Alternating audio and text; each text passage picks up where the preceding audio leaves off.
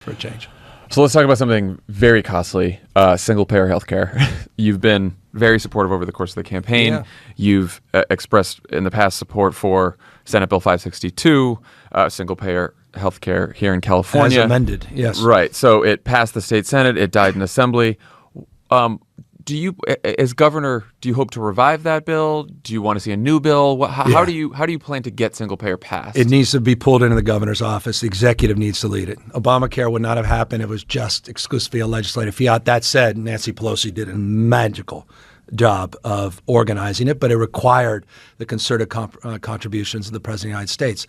The only way in a state whose population is larger than 163 nations, California, whose economy is larger than all but 4 nations, the 5th largest economy, to approximate a strategy for universal health care is with the support and concurrence of the governor. And that's, frankly, it's not an indictment.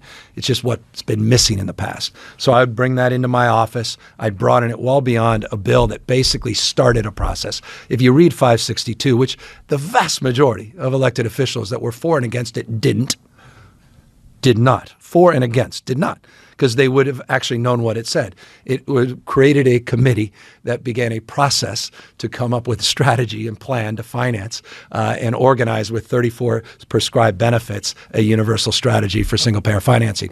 That process can be done without a bill. That process should be done by the next governor, and I'm committed to it for no other reason than healthcare is devouring our budget. Healthcare in this state is the biggest driver of unfunded retirement benefits. It's a driver of a lot of our costs, not least of which at the UC and CSU.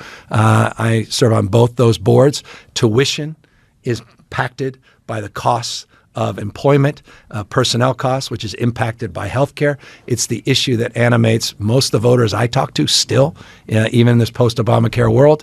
And the inflationary burdens are self-evident, and the vandalism these guys are doing in the federal level is only going to make things worse. So I'd like to see if we can control our own destiny. I'm not naive about it. I did universal health care when I was mayor, fully implemented, regardless of pre-existing condition, ability to pay, and regardless of your immigration status.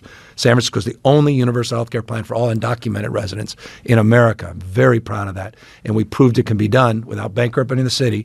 I'd like to see that we can extend that to the rest of the state.